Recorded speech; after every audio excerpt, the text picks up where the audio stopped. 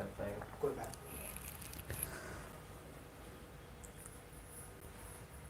Hello students, welcome to अमो square YouTube channel. मेरा नाम राकेश कुमार है और मैं लाया हूँ आपके लिए प्रीवियस ईयर का क्वेश्चन पेपर। उसको सॉल्व करेंगे, जो कि 2019 से 20 के सेशन का है। ठीक है, तो स्टार्ट करते हैं हम ट्रिग्नोमेट्री से। ठीक है, एक पहला क्वेश्चन लिए है ट्रिग्नोमेट्री का, बहुत ही आसान क्वेश्चन है। ठीक है, तो देखते हैं, पहले इसका हम पकड़ते हैं कि कैसे क्वेश्चन को डील करना है। ठीक है, डायरेक्ट एग्जाम में स्टार्ट नहीं करना है, पहले उसको देखना है ध्यान से कि कौन सा फॉर्मूला पे है। ट्रिग्नोमेट्री में बहुत सारे फार्मूलाएँ होते हैं। ठीक है, तो उसमें देखना है कि कौन सा फार्मूला पे बन रहा है। तो ये आता है एंगल वाला में, देखने से लग रहा है कि यहाँ पे एंगल सब दिया हुआ है, तो यहाँ पे एंगल का यूज होगा। ठीक है, यहाँ पे फिक्स वैल्यू एंगल का हमको पता नहीं है।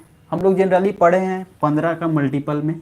ठीक है, जैसे 30 हो गया, 45 हो गया, 60 हो गया, ये सब का डायरेक्ट वैल्यू पढ़े हैं। लेकिन यहाँ पे दिया हुआ है 43, 47, 37, 53। तो ये सब क्वेश्चन को पहले हम लोग देखते हैं कि अगर दोनों का सम, अगर पेयर में दिया है और दोनों का सम 90 डिग्री है, तो इसको हम एक अलग फॉर्मूला से यूज करते हैं, जिसको हम लोग बोलते हैं complementary angle of trigonometric ratios.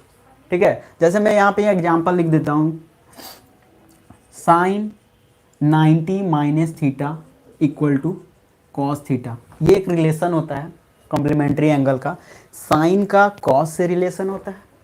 ठीक है, उसके बाद एक आता है सेक का, सेक 90 माइनस थीटा इक्वल टू होता है कॉसेक थीटा। ठीक है, तो यहाँ पे सेक का रिलेशन कॉसेक से हुआ। और एक और आता है last tan theta. Tan theta, tan 90 minus theta equal to होता है कॉट थीटा। ठीक है, तो यहाँ पे ये वाला फॉर्मूला हम यूज करेंगे।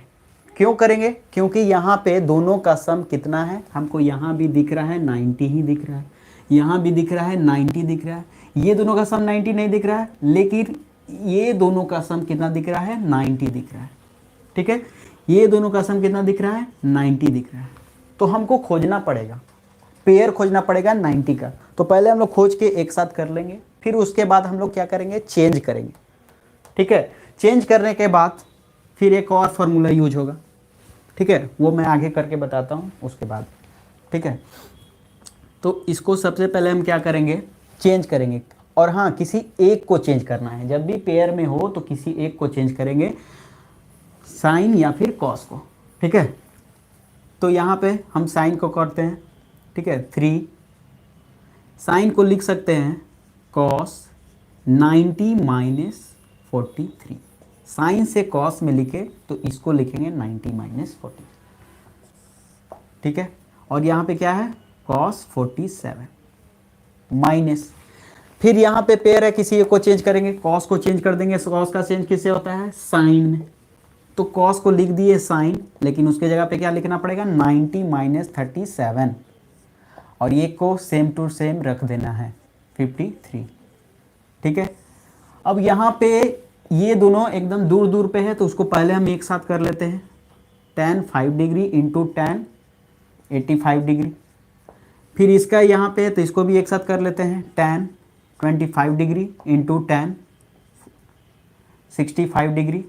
और एक लास्ट में बच गया tan 45, जिसका वैल्यू हमको फिक्स पता है 1 होता है। ठीक है, कोई दिक्कत यहाँ तक नहीं? तो आगे बढ़ते हैं। ठीक है, अब यहाँ पे क्या करेंगे, 90 में से 43 गया तो कितना हो जाएगा, cos 47 ही हो जाएगा, और ये हो जाएगा cos 47 ऑलरेडी। ठीक है, इसको घटाएंगे तो साइन 53 हो जाएगा इंटू कॉसेक 53 हो जाएगा। ठीक है, tan 5 डिग्री है, तो इसको भी चेंज करेंगे। tan का किस में चेंज होता है, कॉट में। तो यहाँ पे हम डायरेक्ट लिख सकते हैं कितना, tan को लिखेंगे कॉट में, और उसको 90 में से घटा दो तो कितना हो जाएगा, 85 डिग्री। ठीक है, उसके बाद क्या है, tan 85 है, ये दोनों पेयर बन गया। उसके बाद इस दोनों में हमको किसी एक को चेंज करना है, तो फिर इसको tan को लिखेंगे, क्या लिखेंगे, कॉट, इसको 90 में से घटा देंगे, कितना हो जाएगा, 65 डिग्री इंटू tan 65 डिग्री। इसका वैल्यू हमको पता है कितना होता है, 1। ठीक है, अब ये तो यहाँ से कट गया, ठीक है। अब यहाँ पे देखो ये क्या आ रहा है, पेयर आ रहा है, और ये प्रोडक्ट वाला है, एंगल यहाँ पे सेम है, तो इसमें हम रेसिप्रोकल फॉर्मूला यूज करेंगे। रेसिप्रोकल का रिलेशन होता है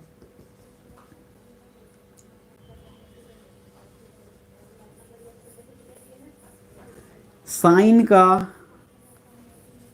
कॉसेक से होता है, sine into cosec equal to होता है 1, कॉस का सेक से होता है इक्वल टू 1, और टैन का कॉट से होता है इक्वल टू 1, ठीक है। यहाँ पे एंगल क्या है, सेम होना चाहिए, और ये दोनों का पेयर होना चाहिए, तो दोनों का प्रोडक्ट कितना हो जाता है 1। ये सब फॉर्मूला कुछ कुछ यूज होता है, ठीक है। अगर ये सब फॉर्मूला अच्छे से याद है तो फिर ट्रिग्नोमेट्री का क्वेश्चन कोई भी आसान है, एकदम तुरंत बन जाएगा, ठीक है। तो यहाँ पे ये दोनों का प्रोडक्ट कितना हो जाएगा 1, फिर ये दोनों का प्रोडक्ट हो जाएगा 1, और ये दोनों का प्रोडक्ट कितना हो जाएगा 1। तो इधर तो कट के बच गया 3, ऊपर में बचा 1, नीचे में 1 इंटू 1, और यहाँ पे क्या है इंटू 1, तो सब का प्रोडक्ट इधर क्या हो गया 1 हो गया, तो 3 माइनस 1 इक्वल टू आंसर हो गया हमारा 2, ठीक है। तो ये फर्स्ट क्वेश्चन था ट्रिग्नोमेट्री का, बहुत ही आसान क्वेश्चन था, ठीक है। अब हम लोग बढ़ते हैं नेक्स्ट क्वेश्चन पे, ठीक है। दूसरा क्वेश्चन ले लिया है स्टूडेंट्स। हाँ, तो यहाँ दूसरा क्वेश्चन ले लिए हम, ठीक है। ये क्वेश्चन है ज्योमेट्री से, जो कि बहुत बार क्वेश्चन पूछा गया है ये बोर्ड में प्रीवियस, ठीक है। और ये क्या का है, एनसीईआरटी का क्वेश्चन आप लोग को दिख ही रहा होगा, ठीक है। बहुत कॉमन क्वेश्चन है और एवरेज क्वेश्चन है, ठीक है, ना ज़्यादा हार्ड है और ना ज़्यादा आसान है, ठीक है, सिंपल क्वेश्चन है। तो इसको आइए देखते हैं कैसे बनता है, ठीक है। यहाँ पे हम क्या क्या दिया है वो पहले देख लेते हैं। ये गिवन फिगर दिया हुआ है, ठीक है। इसमें 2 टेंजेंट दिया हुआ है, सॉरी 3 टेंजेंट दिया हुआ है, P Q, R S and A B. Tangent point दिया हुआ है डी, सी एंड ई, और क्या दिया हुआ है, P Q parallel R S, P Q parallel R S. और प्रूव क्या करना है, A O B equal to 90 degree, A O B ये हमारा प्रूव करना है 90 डिग्री, ठीक है। तो देखते हैं इसको कैसे होता है। तो ये 90 के लिए अगर हम इस ट्रायंगल में ये दोनों का सम 90 प्रूव कर दें, अगर इस ट्रायंगल में ये दोनों का सम 90 प्रूव कर दें, तो एंगल सम प्रॉपर्टी से ये क्या हो जाएगा, ऑलरेडी 90 हो जाएगा, क्योंकि किसी ट्रायंगल में टोटल सम कितना होता है 180 होता है। तो वो दोनों का अगर हम 90 प्रूव कर दें तो ये ऑलरेडी 90 है। तो मेरा मेन काम क्या है कि ये दोनों को हमको 90 प्रूव करना है। अब वो दोनों 90 प्रूव करने के लिए हम यहाँ पे कुछ कंस्ट्रक्शन करते हैं, ओ को सी से ज्वाइन करते हैं और ओ को डी से ज्वाइन करते हैं, ठीक है। यहाँ पे क्या बन रहा है, 2 ट्रायंगल बन रहा है। ये दोनों ट्रायंगल को अगर हम कॉन्ग्रुएंट कर दें तो ये दोनों क्या हो जाएगा, एंगल इक्वल हो जाएगा। तो पहला स्टेप मेरा वही होगा, सबसे पहले क्या करेंगे, कंस्ट्रक्शन करेंगे, उसके बाद दोनों ट्रायंगल को क्या करेंगे, कॉन्ग्रुएंट करेंगे, ठीक है। तो पहले कंस्ट्रक्शन में क्या किए हैं, join O C and O D, ठीक है। सबसे पहले कंस्ट्रक्शन में करना, किसी किसी ज्योमेट्री में कंस्ट्रक्शन बहुत ज़रूरी होता है, तो कोई कोई क्वेश्चन में ध्यान देना होगा कि कौन से क्वेश्चन में कंस्ट्रक्शन करना पड़ता है और कौन में नहीं। अगर कंस्ट्रक्शन किसी किसी क्वेश्चन में नहीं होता है तो कुछ भी कर लो वो क्वेश्चन बनेगा ही नहीं। तो कंस्ट्रक्शन वाला क्वेश्चन को ध्यान में रखना है, ठीक है, कौन सा क्वेश्चन में हमको कंस्ट्रक्शन करना है, बहुत इंपॉर्टेंट होता है। ज्योमेट्री में बच्चा यहीं पे फंस जाता है, अगर कंस्ट्रक्शन नहीं करता है तो वो फिर आउट ऑफ माइंड जाता है, ठीक है। तो कंस्ट्रक्शन कर दिए, अब ये दोनों ट्रायंगल को हम कॉन्ग्रुएंट करते हैं। नाम क्या है, ए ओ डी, प्रूफ में लिख देते हैं, in triangle A O D and triangle उसी के करस्पॉन्डिंग क्या हो जाएगा, ए ओ सी, ए ओ सी, ठीक है। अब इसमें क्या क्या दिया हुआ है, O D equal to O C है, क्योंकि दोनों क्या है, रेडियस है, दोनों क्या हो जाएगा, इक्वल हो जाएगा। ओ डी इक्वल टू हमारा हो जाएगा ओ सी, ये क्या है, रेडियस है इसका, सर्कल का, ठीक है। उसके बाद AO इक्वल टू AO, ये क्या है हमारा, कॉमन, ठीक है। AO इक्वल टू AO, ये क्या हो जाएगा, कॉमन, ठीक है। एक और AD इक्वल टू AC, दोनों क्या है, टेंजेंट है। AD इक्वल टू AC, ये क्या हो गया, टेंजेंट, ठीक है। अब तीनों साइड इक्वल हो गया तो कौन सा क्राइटेरिया होता है, SSS। तो by SSS criteria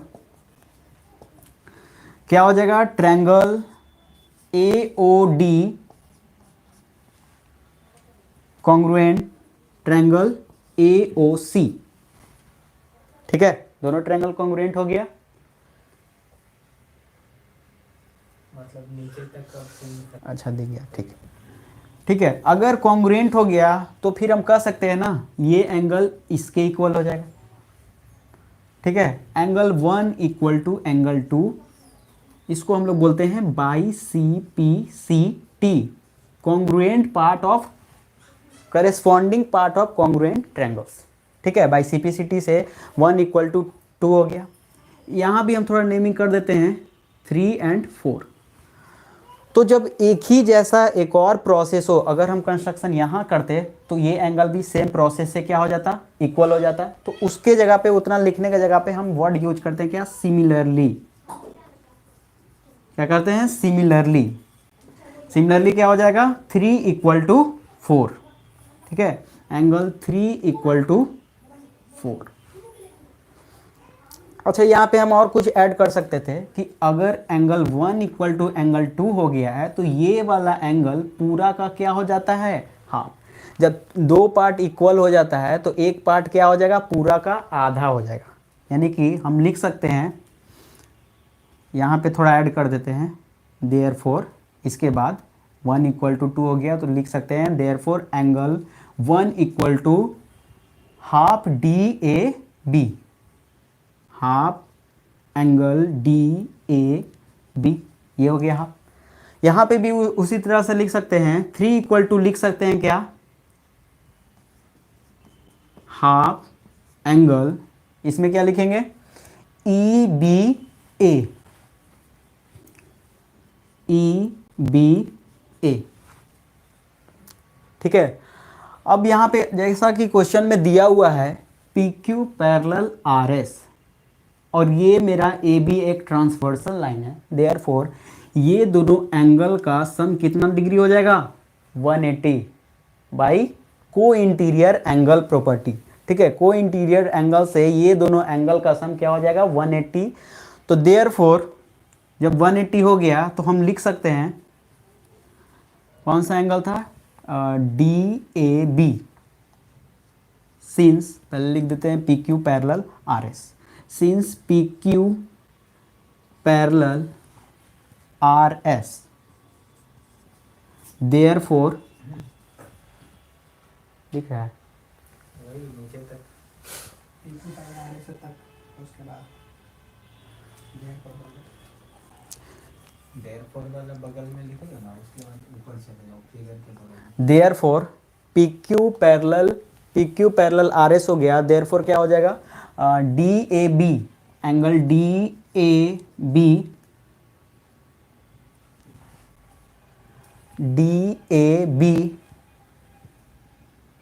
plus EBA, EBA equal to हो गया 180 बाई को इंटीरियर। अब यहाँ पे मेरा क्वेश्चन क्या रिजल्ट आया था, इसको इक्वेशन 1 कर देते हैं और इसको इक्वेशन 2 कर देते हैं, ठीक है। अगर हम 1 इक्वेशन 2 को ऐड करें, इसको इक्वेशन 3 मान लेते हैं। अगर इक्वेशन 1 एंड 2 को ऐड करेंगे, adding equation 1 and 2 we get तो क्या हो जाएगा, angle 1 plus angle 3, angle 1 plus angle 3 equal to half angle D A B plus half, sorry half common हो गया, कितना है, ई बी ए, ई बी ए। अब ये दोनों का रिजल्ट हम पता कर चुके हैं, डी ए बी और ई बी ए कितना डिग्री है, 180 डिग्री है। ये कट के कितना डिग्री हो जाएगा, 90 degree. Therefore angle 1 plus angle 3 equal to 90 degree.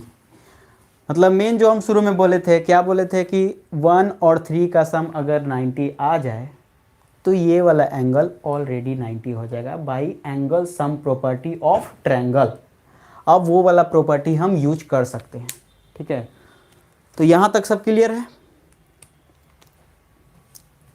यहाँ दिख रहा है। ठीक है, तो इन ट्रायंगल कौन सा है, ए ओ बी,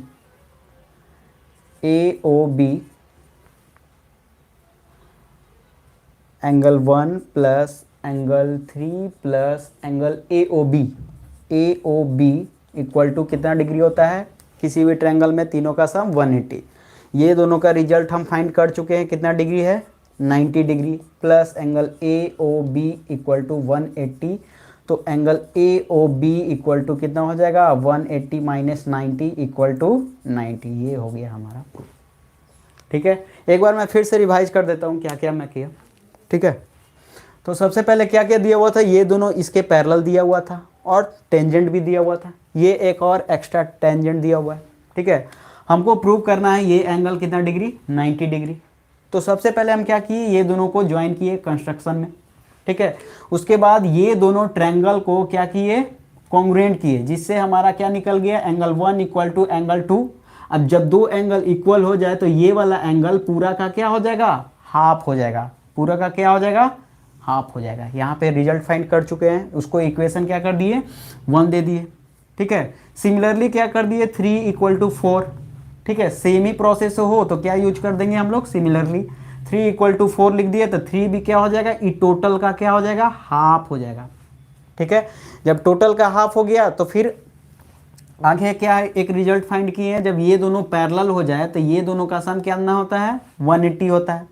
ठीक है, तो जब टोटल का सम 180 और ये इसका हाफ है, ये इसका हाफ है, अगर दोनों को हम ऐड करेंगे टोटल 180, तो हाफ हाफ वाला कितना हो जाएगा, ये दोनों का सम हो जाएगा 90। और जब ये दोनों का सम 90 फाइंड हो गया तो किसी भी ट्रायंगल में नेक्स्ट एंगल कितना होगा, 180, क्योंकि टोटल सम कितना होता है, 180 होता है, इसलिए ये एंगल कितना हो जाएगा, 90 डिग्री हो जाएगा। यहाँ पे प्रूव हो चुका है।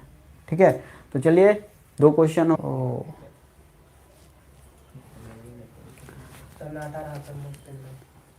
ना।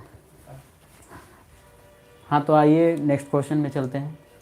ठीक है, नेक्स्ट क्वेश्चन है, एक ट्रेपीजियम दिया हुआ है। ठीक है, जिसका डायगोनल बाइसेक्ट करता है किस पे, ओ पे करता है।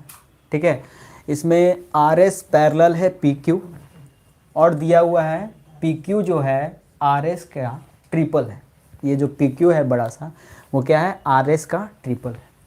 ठीक है, तो हमको फाइंड करना है area P O Q divided by area R O S, मतलब रेशियो फाइंड करना है ये दोनों ट्रायंगल का एरिया का, ये दोनों ट्रायंगल का एरिया का क्या फाइंड करना है, रेशियो फाइंड करना है।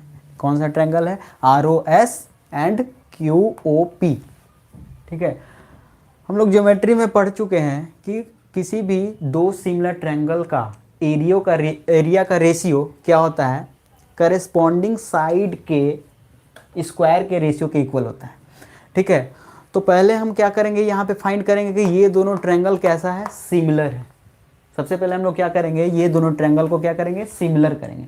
अगर दोनों ट्रायंगल सिमिलर हो गया तो दोनों के करेस्पॉन्डिंग साइड के रिलेशन में हमारा कुछ दिया हुआ है, तो ये कुछ दिया हुआ है, इसी से हम यूज करके वो दोनों का रेशियो आराम से फाइंड कर सकते हैं। ठीक है, एक थ्योरम यूज करके।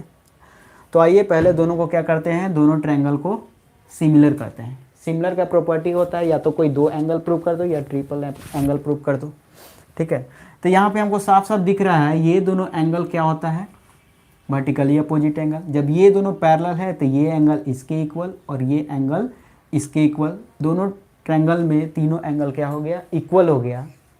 तो क्या हो जाएगा, दोनों ट्रायंगल क्या हो जाएगा, सिमिलर हो जाएगा। ठीक है, तो हम नेमिंग कर देते हैं यहाँ पे 1 2 3 4 5 6। ठीक है, थोड़ा क्लास थोड़ा बड़ा हो रहा है इसलिए हम थोड़ा छोटा में इसको बता देते हैं, बाकी आप लोग कर लीजिएगा। ठीक है, यहाँ पे प्रूफ में पहले लिखेंगे क्या, angle 2 equal to angle 3 by alternate. ठीक है, एंगल 1 इक्वल टू एंगल 4, ये भी same to same by alternate. And angle 5 equal to angle 6, ये हो जाएगा बाई वर्टिकली अपोजिट एंगल। जब तीनों एंगल इक्वल हो गया तो दोनों क्या हो जाएगा, ट्रायंगल सिमिलर हो जाएगा। कौन सा ट्रायंगल सिमिलर होगा, तो SOR, therefore triangle SOR similar का सिंबल यूज होता है। ठीक है, SOR का करेस्पॉन्डिंग कौन है, S से स्टार्ट किए हैं तो S का करेस्पॉन्डिंग क्या है, Q है, क्योंकि 1 इक्वल हुआ है 4 तक। QOP। ठीक है, ये दोनों क्या हो गया, सिमिलर हो गया। तो एक थ्योरम पढ़े हैं, अगर दो ट्रायंगल सिमिलर हो तो दोनों का एरिया का रेशियो होता है करेस्पॉन्डिंग साइड के स्क्वायर का रेशियो होता है। ठीक है, तो देयरफॉर एरिया क्या फाइंड करना था हमको, POQ पहले है तो POQ पहले लिख दिए, उसके बाद एरिया, उसके बाद क्या है ROS। तो ये दोनों ट्रायंगल का रेशियो क्या होता है, इसका करेस्पॉन्डिंग साइड, तो इसका करेस्पॉन्डिंग साइड का रिलेशन दिया हुआ है PQ। ठीक है, तो ये PQ है तो इसका करेस्पॉन्डिंग क्या हो जाएगा, RS। ठीक है, तो कितना हो जाएगा, PQ बाई RS, और इसका क्या हो जाएगा, ये होल स्क्वायर, ये क्या होता है, बाई थ्योरम से होता है। ठीक है, थ्योरम का स्टेटमेंट लिख लेना, आप लोग को पता है।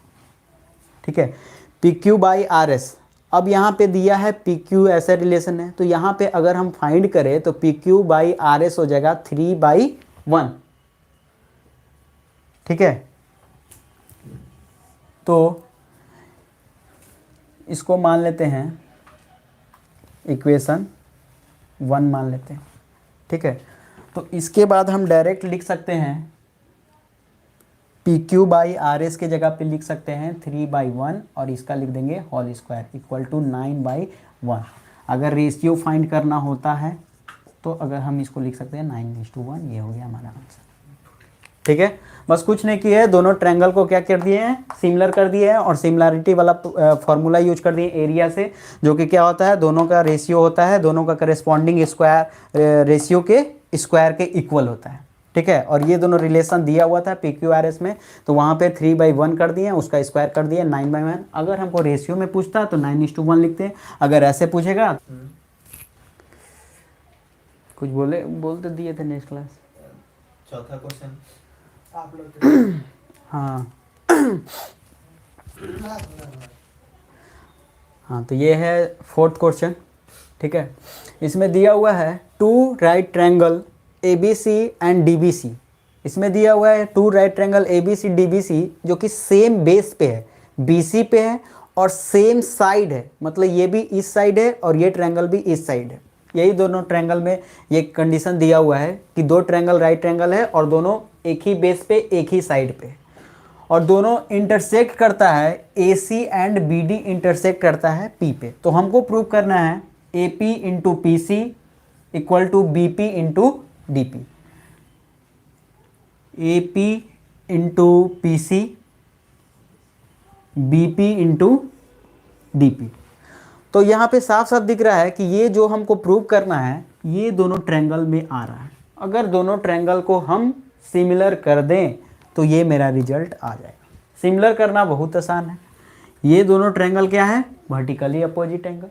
ठीक है, और ये क्या है 90 डिग्री है और ये भी क्या है 90 डिग्री है। तो ये दोनों ट्रायंगल भी, ये दोनों एंगल भी क्या हो जाएगा, इक्वल हो जाएगा। तो दोनों ट्रायंगल बाई AA प्रॉपर्टी से दोनों क्या हो जाएगा, सिमिलर हो जाएगा। तो सिमिलर हो जाएगा तो बाई करेस्पॉन्डिंग साइड का जो रेशियो इक्वल होता है वो वाला हम यूज करेंगे उसका प्रॉपर्टी। ठीक है, तो कौन कौन सा ट्रायंगल यूज होगा, सिमिलर होगा, वो पहले लिख देते हैं हम। Triangle A P B, triangle A P B and triangle A का करेस्पॉन्डिंग कौन हुआ, डी। ठीक है, और ये तो कॉमन ही था, तो डी पी सी हो जाएगा, डी पी सी। ठीक है, सिमिलर करना हो या कॉन्ग्रुएंट करना हो, दोनों का करेस्पॉन्डिंग लेना सबसे ज़्यादा इंपॉर्टेंट होता है। ठीक है, तो यहाँ पे करेस्पॉन्डिंग ले लिया, आप दोनों में क्या क्या दिया हुआ है वो सब लिख लेते हैं। इसका नाम दे देते हैं 1, इसका नाम दे देते हैं 2। तो A P B angle 1 equal to angle 2 by vertically opposite angle हो गया। ठीक है, और angle A equal to angle D, ये क्या हो गया मेरा 90 डिग्री। तो बाई ए क्राइटेरिया से क्या हो गया, ट्रायंगल ए पी बी ये सिमिलर हो गया किसके, डी पी सी का। ठीक है, अब दोनों सिमिलर हो गया तो क्या करेंगे, दोनों का करेस्पॉन्डिंग साइड का रेशियो इक्वल हो जाएगा। तो हमको सब नहीं लेना है, बस देखना है कौन कौन सा प्रूव में है वही देखना है। ठीक है, तो ए पी कहाँ पे है, ए पी यहाँ पे है। ठीक है, और क्या है पी सी यहाँ पे। तो ये दोनों का करेस्पॉन्डिंग देखना होगा हमको। तो हम लिख सकते हैं ए पी बाई कितना होता है, ए पी का करेस्पॉन्डिंग कौन हो जाएगा, D P. A P by क्या हो जाएगा, डी पी इक्वल टू हो जाएगा, फिर क्या है बी पी है। तो ये बी पी कहाँ पे, यहाँ पे है। तो बी पी बाई क्या हो जाएगा, बी पी का करेस्पॉन्डिंग कौन सा है, पी सी है। तो ये हो गया मेरा पी सी। अब इसको हम क्या करेंगे, क्रॉस प्रोडक्ट कर देंगे। तो देयरफॉर क्या हो जाएगा, A P into P C equal to हो जाएगा बी पी क्रॉस।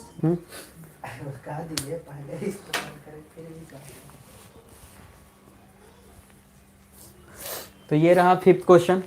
ठीक है, 5th क्वेश्चन है, फिर से ट्रिग्नोमेट्री है। ये थोड़ा सा बड़ा सवाल है। ठीक है, ये भी एनसीईआरटी का क्वेश्चन है जो कि 2019 में क्वेश्चन पूछा हुआ गया है। ठीक है, ये थोड़ा सा लेंदी है लेकिन ध्यान से देखना है। ठीक है, चलिए तो स्टार्ट करते हैं। यहाँ पे हमको दिया हुआ है टैन और कॉट में और लाना है सेक कॉसेक में।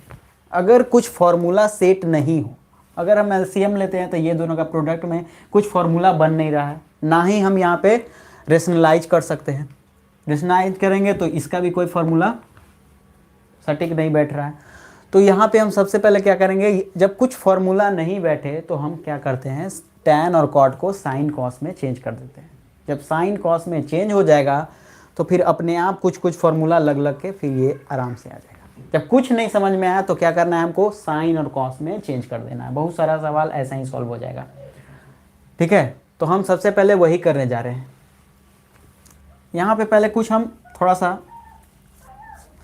चेंज कर सकते हैं। जैसे यहाँ पे tan है तो इसको भी हम tan बना सकते हैं। अगर इसको लिखेंगे 1/10 तो मेरा ये बेस दोनों का सेम हम कर सकते हैं। तो सबसे पहले हम वही करते हैं। ठीक है, तो आगे बढ़ते हैं। tan theta by 1 - 1/tan theta plus cot theta by 1 - tan theta. इसको हम एलसीएम ले लेंगे और ये मेरा चल जाएगा ऊपर। तो ऊपर चल जाएगा तो tan स्क्वायर थीटा हो जाएगा और ये हो जाएगा tan थीटा -1। अब यहाँ पे देख रहे हैं tan थीटा -1 है, यहाँ पे है 1 - tan थीटा। अगर हम यहाँ पे माइनस कॉमन ले लेते ये भी क्या बन जाएगा, tan थीटा -1। और माइनस कॉमन लेंगे तो ये वाला प्लस क्या बन जाएगा, माइनस हो जाएगा cot theta by tan theta -1। अब इसके बाद हम क्या करते हैं, साइन कॉस में चेंज कर देंगे। मेरा बहुत काम आसान हो गया क्योंकि बेस सेम हो गया। अब तो ये आराम से ऊपर लिख सकते हैं। ठीक है, जब बेस सेम हो गया तो एलसीएम भी क्या हो जाएगा, सेम हो जाएगा। ये हमारा एलएचएस है तो इक्वल का सिंबल देना होगा।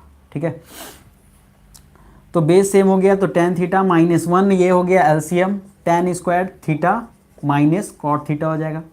ठीक है, अब साइन कॉस में अगर हम चेंज करें तो इसको क्या लिखेंगे, sine theta by cos theta, लेकिन स्क्वायर है तो स्क्वायर दे देते हैं minus cot theta sorry cos theta by sine theta. और ये क्या हो जाएगा, sine theta by cos theta -1। ठीक है, यहाँ तक समझ में आ रहा है। उसके बाद हम क्या करेंगे, एलसीएम लेंगे। नीचे भी क्या लेंगे? यहाँ से तुम बोलो, अब हम लोग क्या करेंगे, एलसीएम करेंगे। यहाँ से बोलो, अब लोग करके चलो। हाँ, तो इसके बाद क्या करेंगे, दोनों का एलसीएम लेंगे, ऊपर में भी और नीचे में भी। एलसीएम क्या हो जाएगा, cos square theta into sine theta, cos square theta into sine theta LCM हो गया। ठीक है, कॉस कॉस कट जाएगा, साइन इससे मल्टीप्लाई हो जाएगा, साइन क्यू थीटा हो जाएगा, माइनस यहाँ पे साइन साइन कट जाएगा तो कॉस थीटा का इससे मल्टीप्लाई हो जाएगा। जब भी दोनों का प्रोडक्ट एलसीएम होता है तो क्रॉस मल्टीप्लिकेशन ऊपर में होता है। ठीक है, तो cos square theta into cos theta क्या हो जाएगा, कॉस क्यू थीटा हो जाएगा। ठीक है, अब नीचे हम एलसीएम लेंगे, कितना हो जाएगा, यहाँ कुछ नहीं है तो 1 है, 1 और कॉस थीटा क्या हो जाएगा, कॉस थीटा।